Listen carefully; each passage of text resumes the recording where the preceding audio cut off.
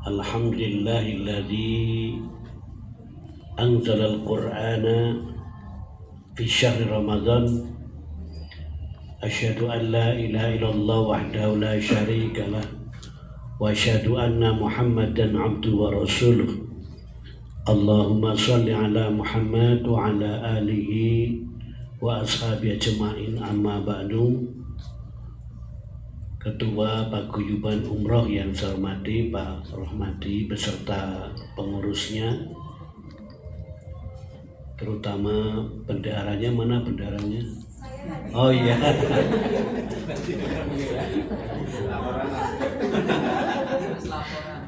Karena yang penting bendahara, ketua sekretaris gak begitu penting. Tak ada bendahara tidak bisa hidup.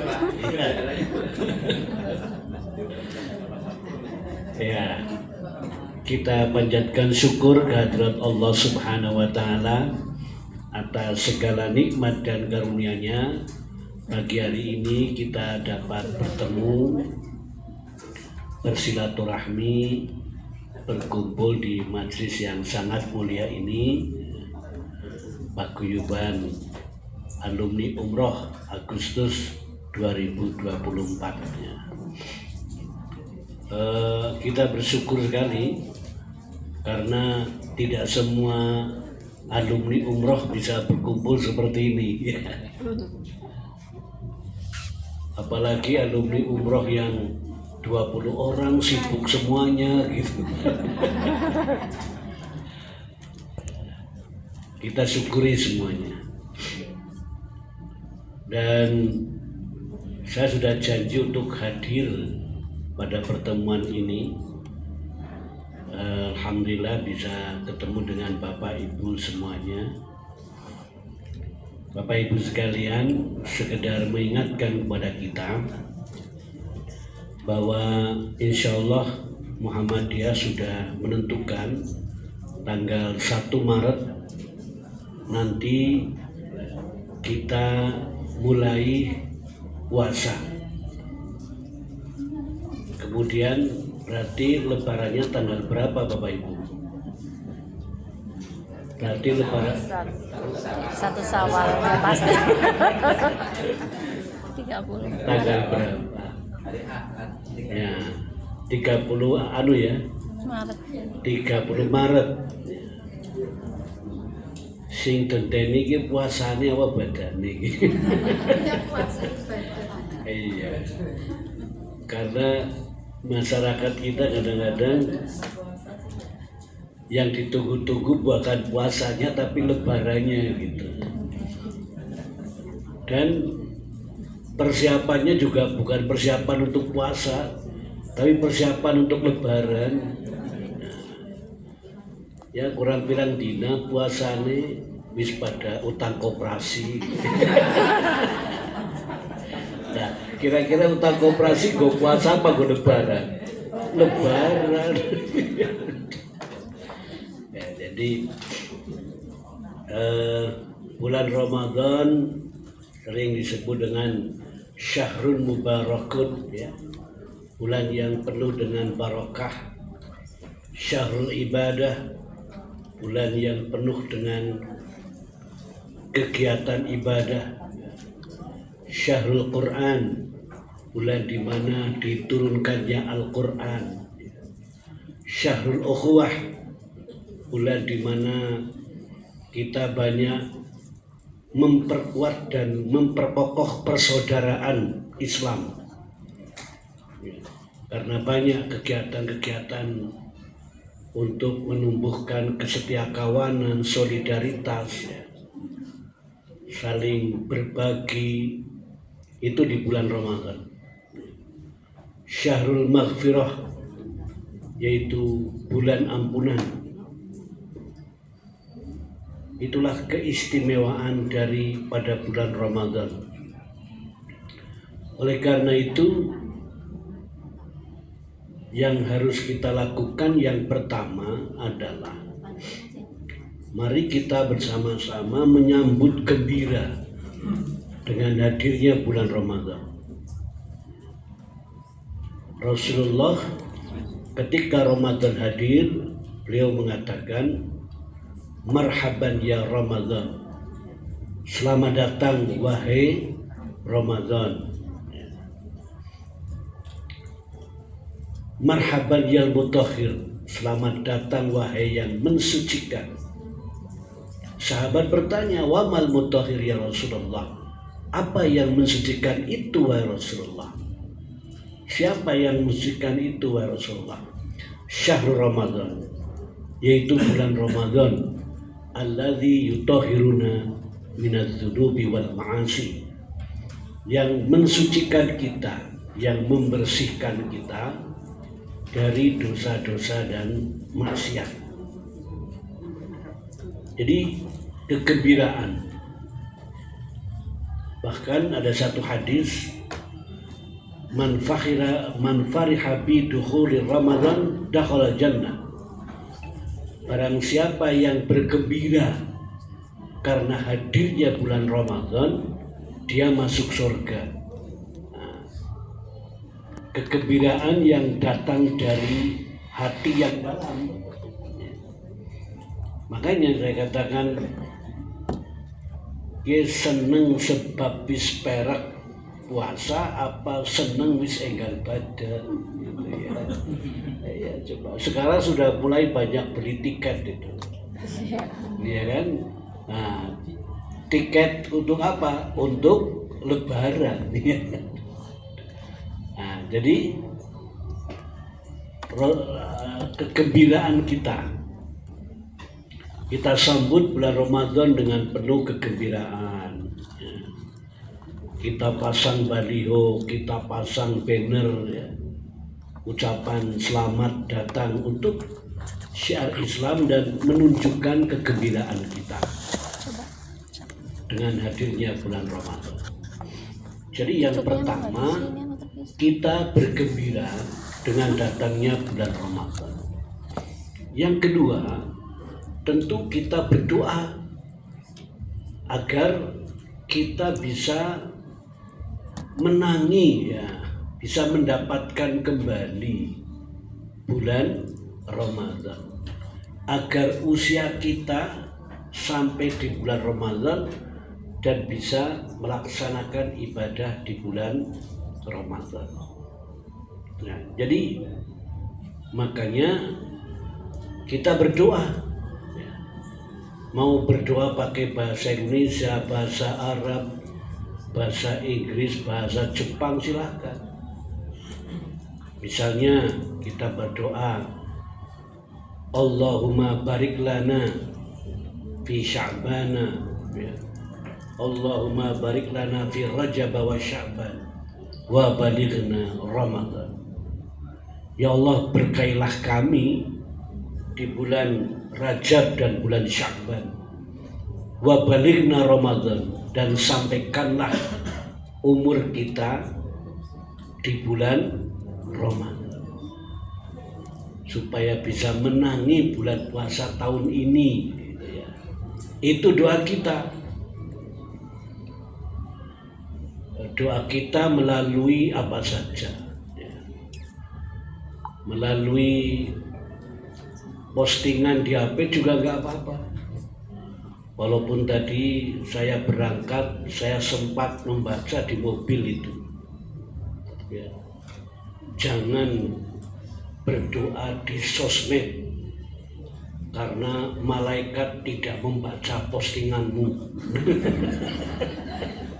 Iya, tadi orang percaya takut di buku ini kayak bojomu kayak temenan bikin baca, malah tak foto temenan kayak gue ceramah mengkoe. Nah di dalam pas sih. Ya, jadi enggak, kita berdoa di mana saja, termasuk di sosmed, ya, di sosial media. Karena apa? Di dalam surat Al-Qaf ayat 18, ya dimanapun kita berada, kita pasti akan diawasi oleh malaikat Raqib dan Atid, diawasi oleh malaikat. Jadi yang kedua berdoa. Yang ketiga kita kuatkan niat kita. Kita kuatkan niat kita. Karena apa? Karena niat itu adalah pilar utama yang menggerakkan semua potensi yang ada pada diri kita. Baik potensi kebaikan maupun potensi keburukan. Itu pasti digerakkan oleh niat. Pipa 2. Masya Allah. Jadi niat itu yang menggerakkan kita. Bapak Ibu datang ke sini pasti digerakkan oleh niat, ya kan? Iya. Nah, tergantung niatnya kuat apa tidak. Kalau niat hadir ke sini tidak kuat, nggak sampai ke sini. Iya. Dilalah nang tengah jalan, ana wong nyamper ngebel. Wis kene lah mampir dhisik wong kadaranan paguyuban iki, ya mampir. Akhirnya ora sida butul kene. Apa sih temenan ke petene jengkolnya bagus banget kok. Lah lebih tertarik pete karo jengkol daripada silaturahmi. Kekuatan niat kan. Jadi semua itu digerakkan oleh niat. Sampai-sampai saking pentingnya niat itu ya, luar biasa. Saya pernah membaca iklan di depan Aston, mungkin ada juga yang perhatikan. Itu iklan properti ya. Jadi silahkan beli perumahan dengan membayar cukup dengan niat itu. jadi pembayaran dilakukan cukup dengan niat. Penting banget niat. Itu dan saya baca itu di depan Aston tuh, mungkin Bapak Ibu pernah ada yang baca itu. Tapi tertarik apa enggak tahu ya. Kalau yang tertarik mungkin datang ya. Beli properti dengan bayaran niat. Nah, itu. Makanya Rasulullah SAW selalu mengatakan ta'allamu an-niyata fa innaha ablagha minal amali. Perhatikan kalian oleh niat, karena yang pertama kali sampai kepada Allah itu adalah niat. Bahkan Ibnu Taimiyah mengatakan ketika kita sudah niat berbuat baik, itu sebuah kebaikan yang sempurna. Nah, itu. Jadi ketika kita sudah niat, itu sudah dicatat oleh Allah satu kebaikan, sudah dapat pahala. Jadi kalau kita utang, yang pertama sih paling penting niat nyaur. Niat nyaur. Nah, mulane kan kadang-kadang wong nagih mesti takone niat kan. Ki ngono jane niat nyaur apa ora sih kan iku ya ora. Sebab wis warawiri de WA ora nyaur-nyaur. Jane kono niat nyaur apa ora. Mesti kan jawabannya niat. Langkah sih jawabannya ora. Lah pangapurane lah aku ora niat nyaur. Kebingung. Ya. Jadi niat. Apa namanya? Ta'allamu an-niyat. Perhatikan kalian niat. Karena apa? Ketika niat kita berbuat baik, Allah itu sudah memberikan pahala kepada kita. Bapak Ibu sudah kepengen niat umroh lagi enggak? Nggak bisa dikajaran ya. Oke, nih Arab umroh maning kepriwe wong niat benora kan gitu. Wong niat benora. Jadi ta'allamu an-niyah. Karena apa yang sampai kepada Allah itu adalah niat. Bahkan saking maha bijaksana, maha murahnya Allah, ketika kita niat berbuat baik itu sudah dapat pahala. Tapi ketika kita niat berbuat jahat, itu tidak dihitung sebagai sebuah kejahatan dan kita tidak berdosa.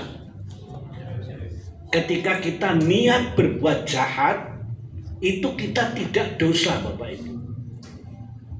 Tapi sudah hanya sampai niat, jangan dilaksanakan.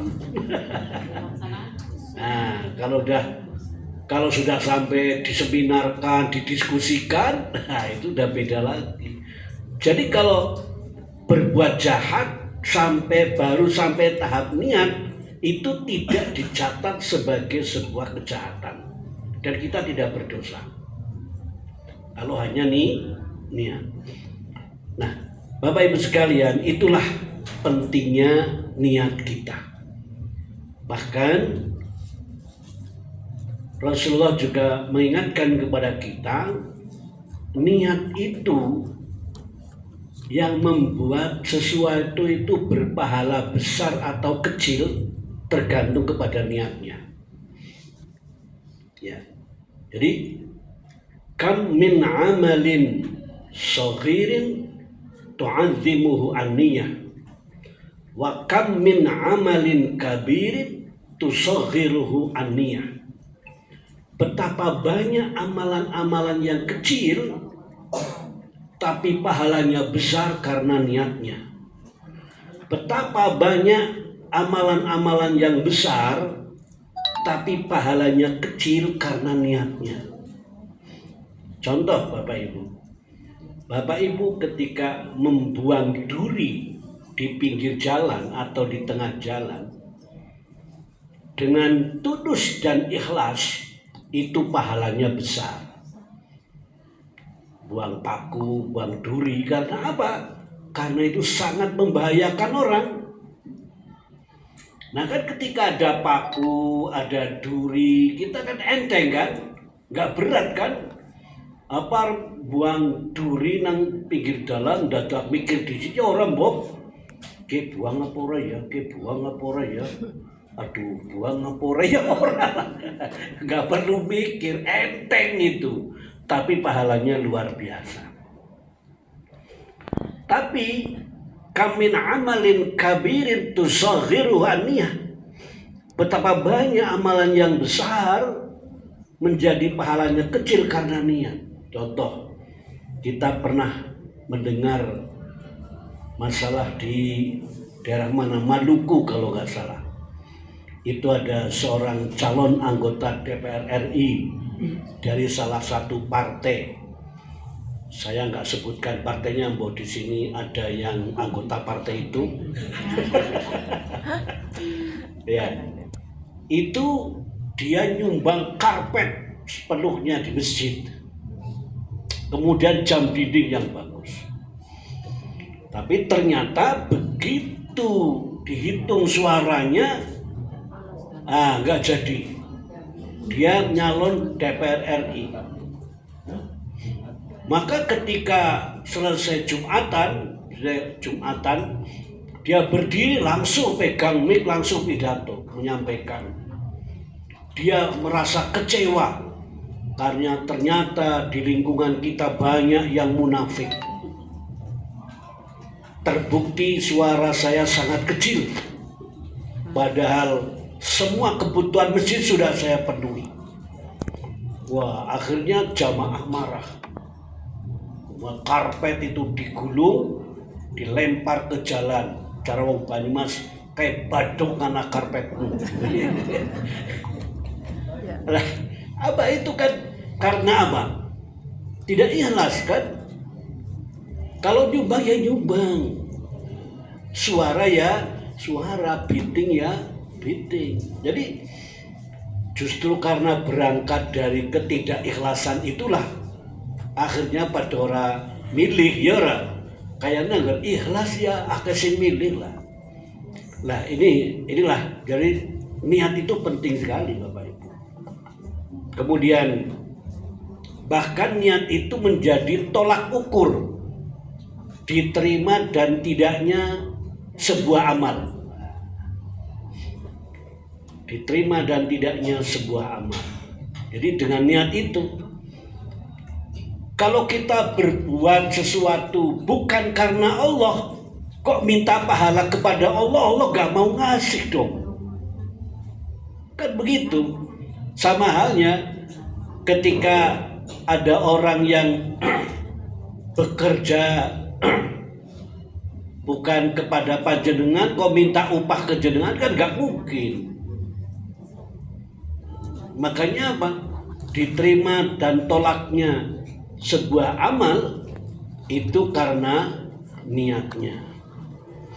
Oleh karena itu Allah Subhanahu wa taala berfirman dalam Al-Qur'an surat Al-Bayyinah ayat 5. Wa ma umiru illa liya'budullaha mukhlishina lahuddin hunafa'a wa yuqimu sholat wa yutu zakat wa dzalika dinul qayyimah. Wa ma umiru illa liya'budullaha mukhlishina lahuddin. Kita diperintahkan untuk ikhlas dalam melaksanakan agama.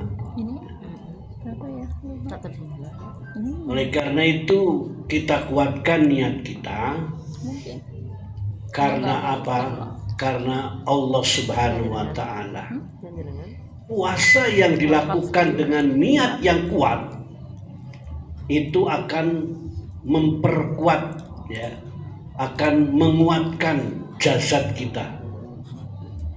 Tapi kalau niatnya itu hanya ikut-ikutan, ya jadinya lemah.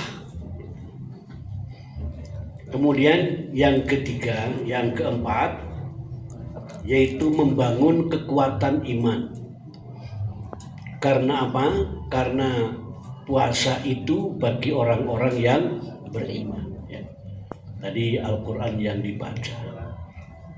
Ya ayyuhalladzina amanu kutiba alaikumussyam. Yang diwajibkan adalah orang-orang yang beriman. Surat Al-Baqarah ayat 183 itu merupakan panggilan kepada orang-orang yang beriman untuk melaksanakan ibadah puasa. Nah, bagaimana orang-orang yang beriman ini merespon panggilan Allah? Ya tergantung kepada kekuatan iman seseorang. Ada yang tidak peduli, ya. Ada yang cuek gitu. Malah ada yang nggak suka gitu. Lah ujarku nembe puasa wingi dene puasa maning. Lah puasa maning. Itu kan menunjukkan ketidaksukaannya dengan kehadiran bulan Ramadan. Ada yang cuek. Ya, jadi tergantung kepada kualitas iman seorang.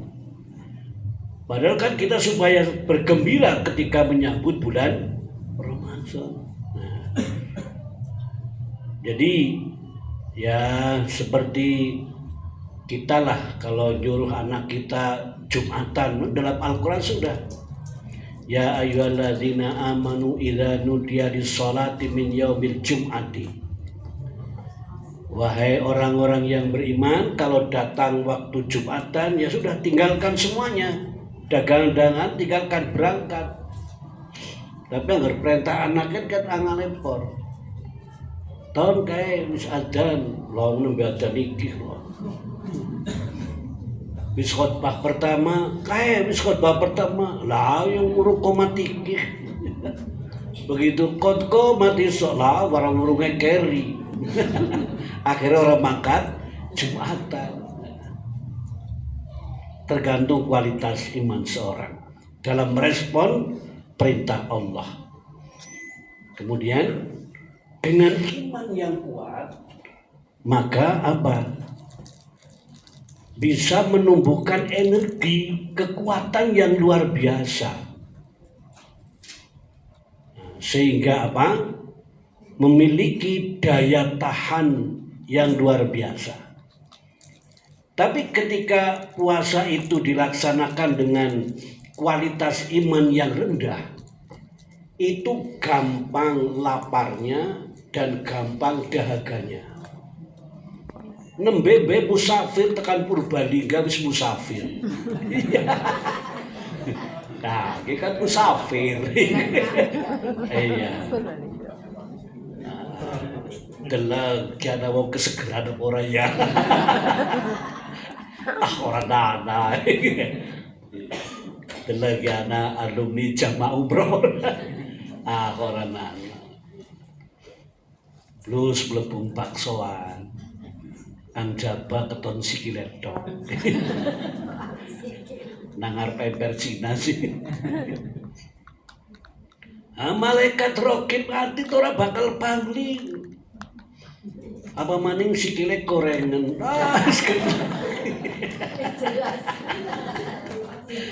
Iya iki sing umroh Agustus kemudian. Ya apal malaikat rokib ati ora bakal pangling. Ya. Jadi dengan iman yang kuat bisa menumbuhkan energi kekuatan yang luar biasa dan daya tahan yang luar biasa. Misalnya Bilal ketika disiksa supaya meninggalkan agamanya, dia hanya mengatakan ahad. Ini daya tahan yang luar biasa. Kita kemarin bisa menyaksikan bagaimana perjalanan hijrah Nabi dan para sahabat ya dari Mekah ke Madinah yang apabila ditempuh dengan jalan kaki onta itu berapa hari? Sampai 2 minggu itu. Tapi mereka nyaman, mereka senang. Sehingga apa? Sehingga iman yang kuat itu akan yang tadinya berat menjadi ringan, yang tadinya sulit itu akan menjadi mudah. Itu karena iman.